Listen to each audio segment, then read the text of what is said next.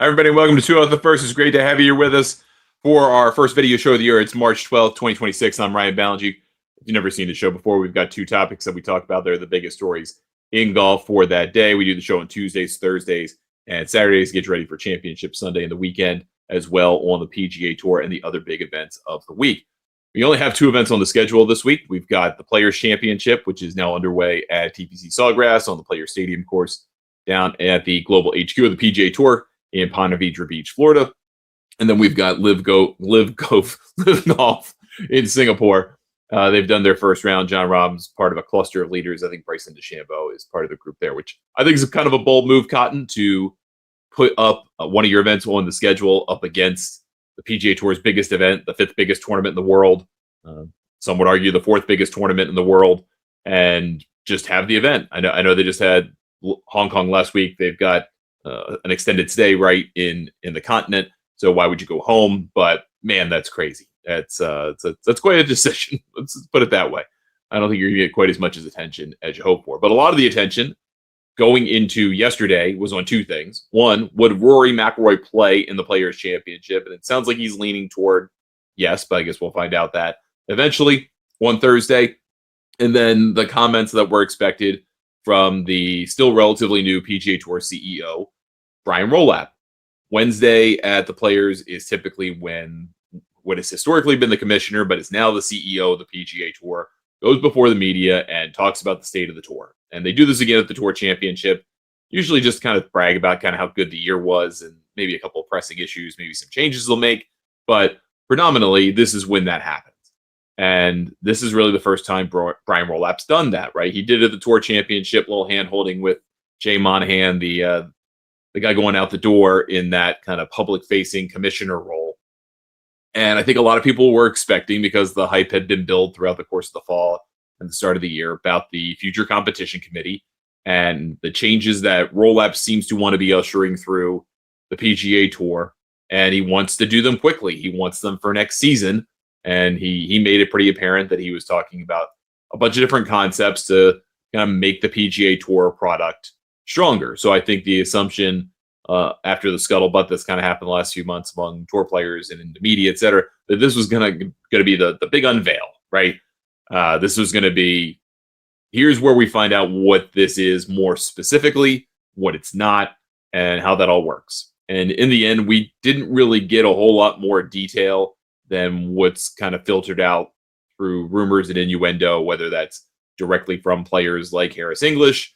I mean, Tiger Woods has been pretty tight-lipped about it, but some other guys have kind of alluded to things that may have been coming up in the conversations of the future competition committee and then being disseminated slowly to the players. There's only 6 people on the future competition committee. Tiger's one of them, of course.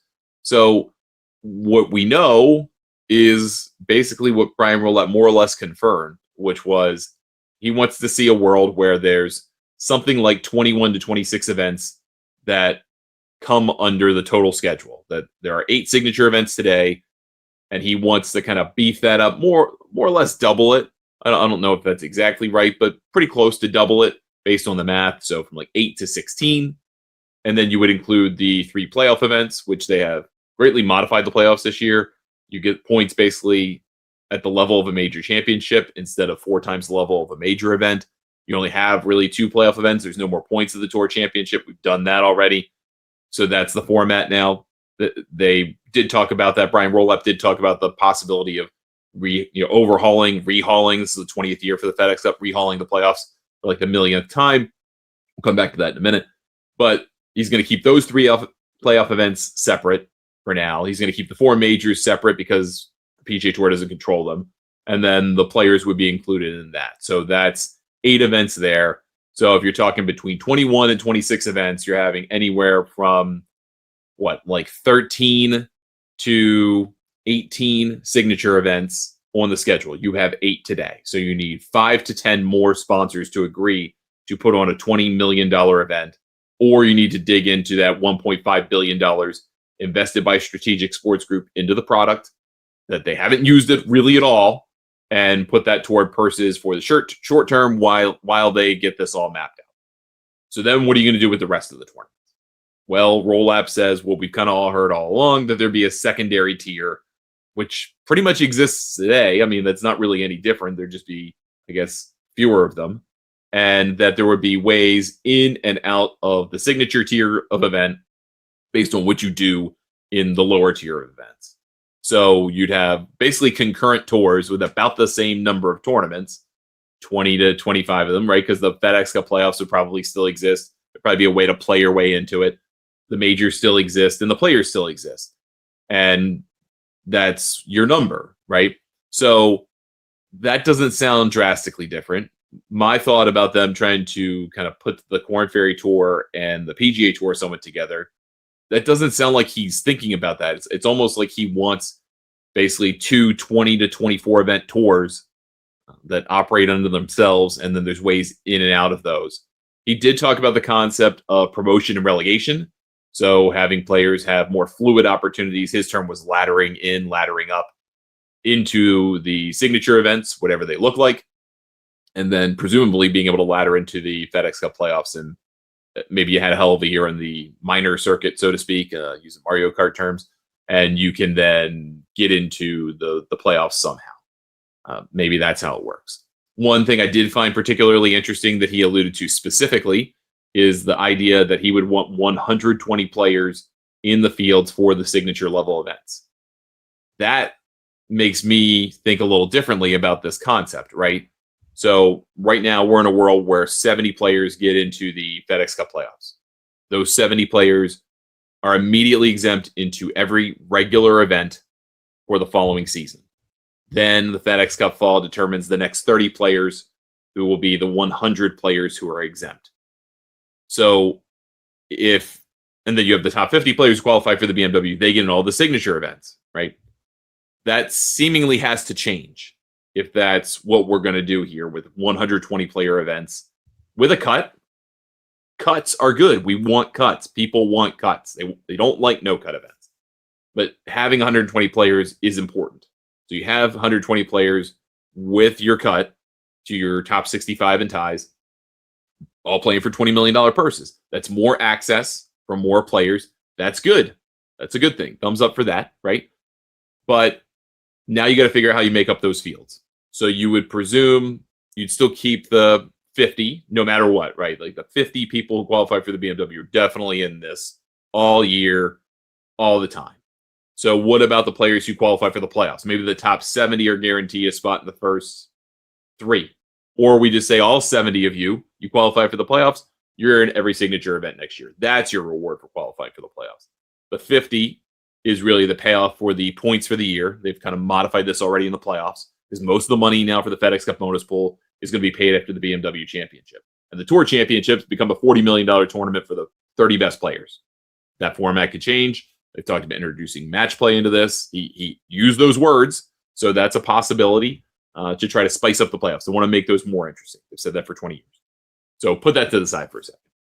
But then you either have your 70, your 50, your 70, or maybe even your 100 players who have full PGA Tour cards get into all that stuff, right?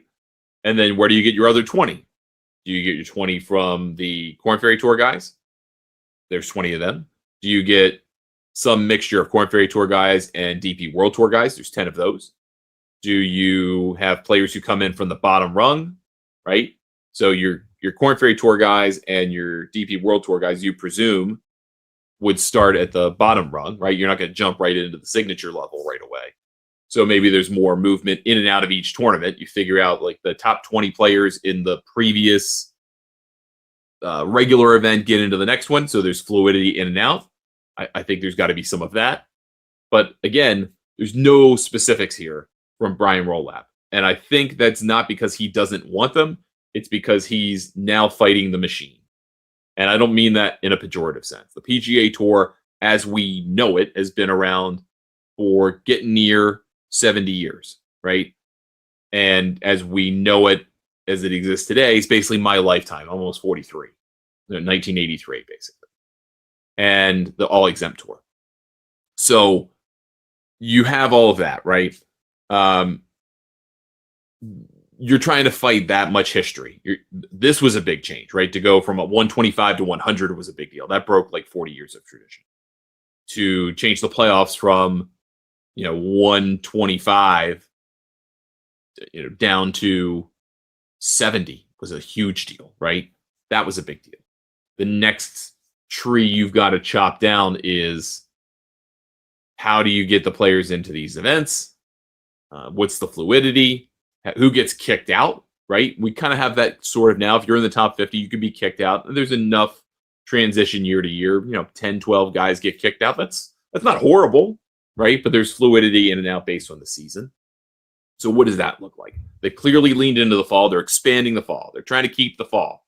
They want to keep growing the fall. So those events are $5 or $6 million. Is that the future then of the lower tier events? $5-6 million seems to kind of signal that, right?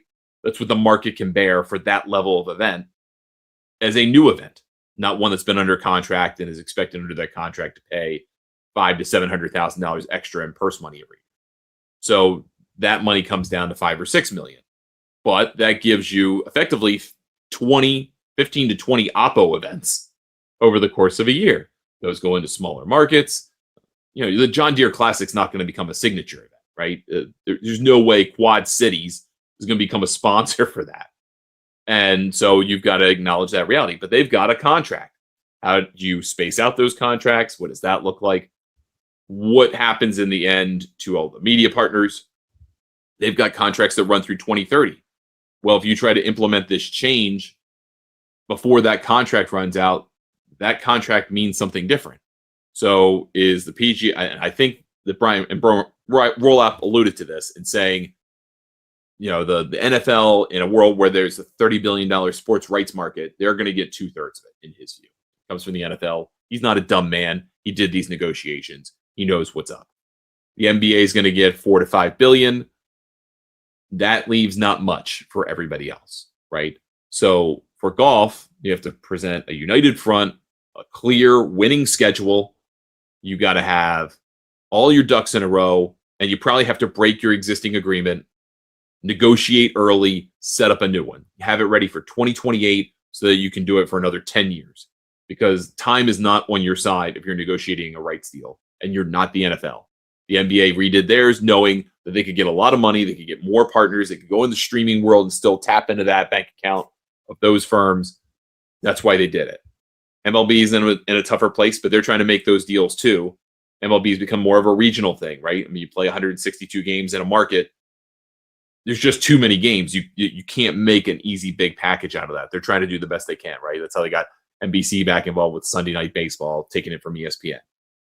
And ESPN went and took MLB.TV because they want streaming subscriptions. So what do you do with golf, right? How do you get that money? Brian Rolapp thinks having a very well-packaged, easy to understand for fans product that appeals to rich people and hopefully can appeal to younger people. And he talked about this too, said, hey, the average golf viewer is 66 years old, which I think that's a little high, to be honest with you, but it is high. I mean, and it's high like baseball, right? Baseball's got the highest average viewer age of any of the 4 major sports leagues. So you got to bring in younger people. How are you going to do that? How do you make that accessible to them? They've got to figure that out. He's talked about that. So that's, he's trying to get this all together so he can go to the sports media marketplace and say, we've got a great product. You're going to get all the superstars almost all the time. He knows asking players to play more than 22 events is probably a lot, including those 8 sectioned off that we talked about, right?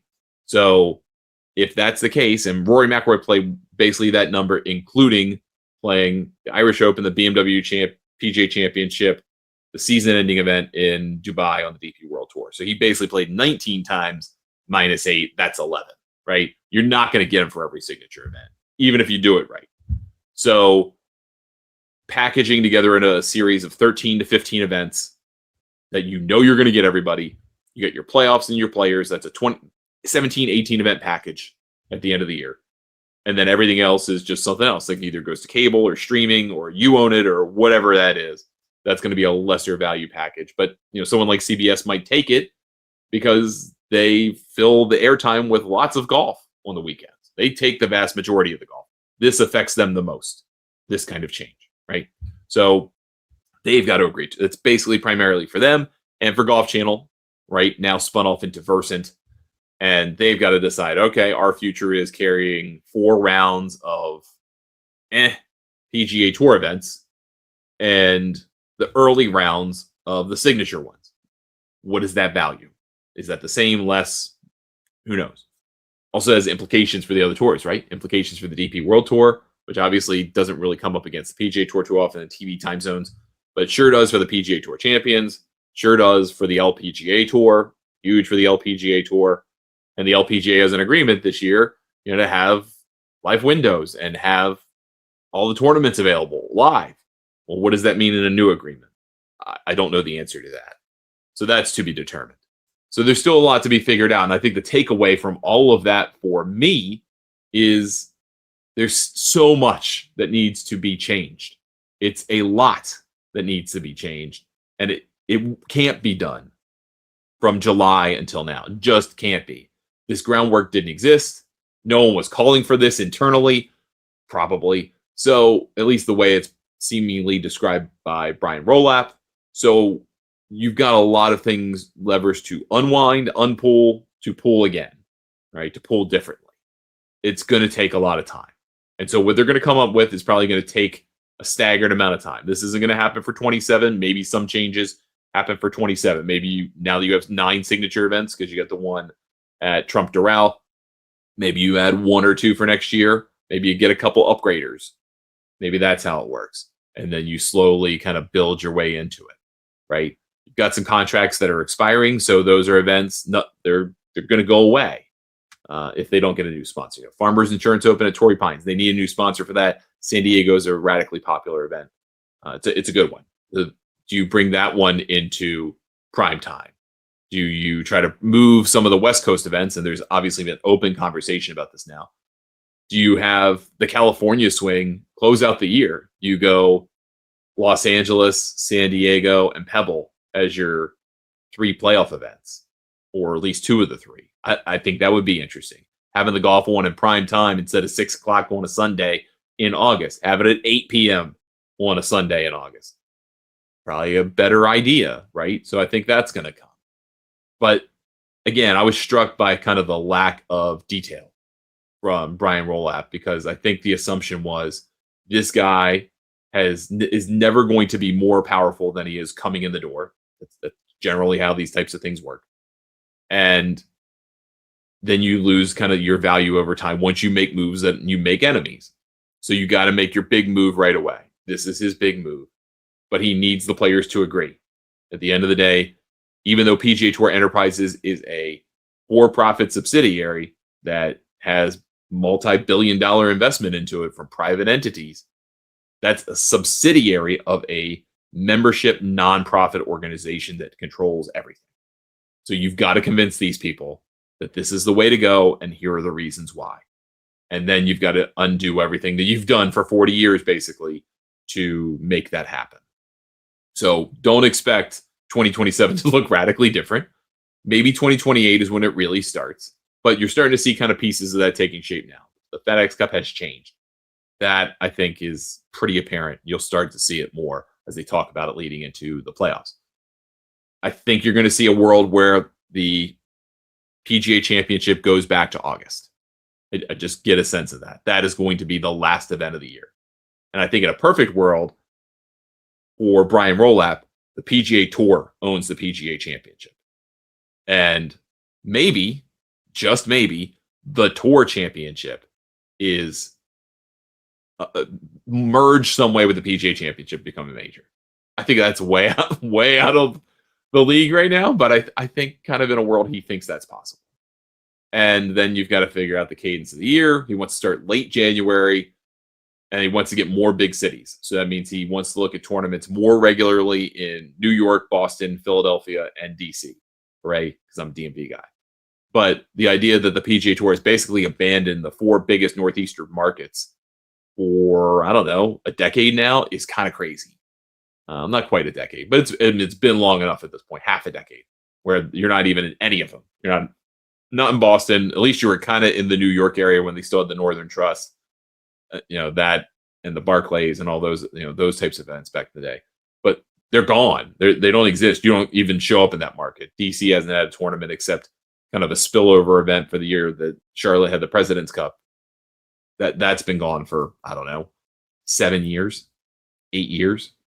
So I do appreciate that. I think they do have to rejigger the calendar a little bit. And I think it makes sense. This is a for-profit business with investors. So the tournaments that don't make you money, they're going to go away, or they're going to be demoted. And some of the tournaments are going to agree to that. They're going to go, yeah, I'll have the $6 million tournament. The point is community impact. It's not about paying enormous sums of money for our business. We can still get a lot of value out of this. I think that's where that's going to go. So light on details, still need a lot more buy-in, I think, on what they ultimately want to get to. Then once they do all of that stuff, they have to go to the DP World Tour and say, are we going to buy you or not? Because they've insinuated they would like to buy the DP World Tour over the years, especially since this partnership agreement's been created. You kind of include any DP World Tour events in the bottom tier? Are they in the signature tier? Is there a fall just filled with DP World Tour events? I don't know, but he also doesn't. So we'll have to see about that too. There's still a lot to be determined. That was my takeaway. Ideas, lots of pie in the sky. Usually your biggest ideas don't typically turn out getting 100% executed. Some stuff gets shot down or modified or changed significantly, but the ideas are there. I don't think the ideas are particularly bad. There were some good things I was surprised about. 120 player fields, more Northeast stuff.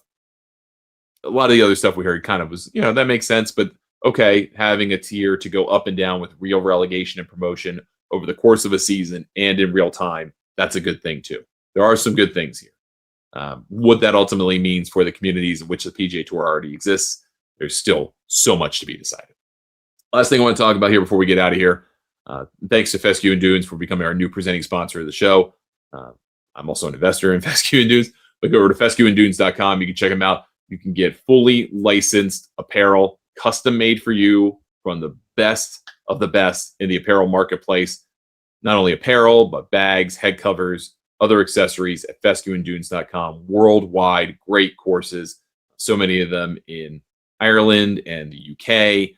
And you're going to be seeing so many more club names and logos that you recognize on that platform. Head over to fescueanddunes.com. Check them out today.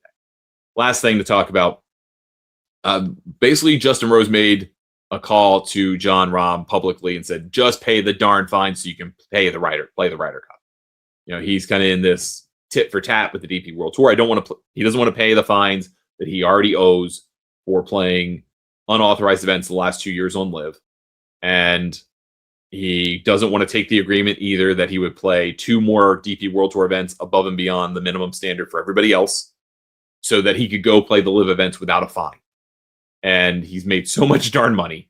It makes no sense for why he doesn't want to figure this out. To either just pay the fines straight up every year so you can keep doing the 4 events, or agree to the DP World Tour condition and play 2 more weeks. What's more valuable to you? Spending $1 million-ish a year on fines, knowing that you're going to make that in 1 week, every week on LIV the way it's going, or just play twice more.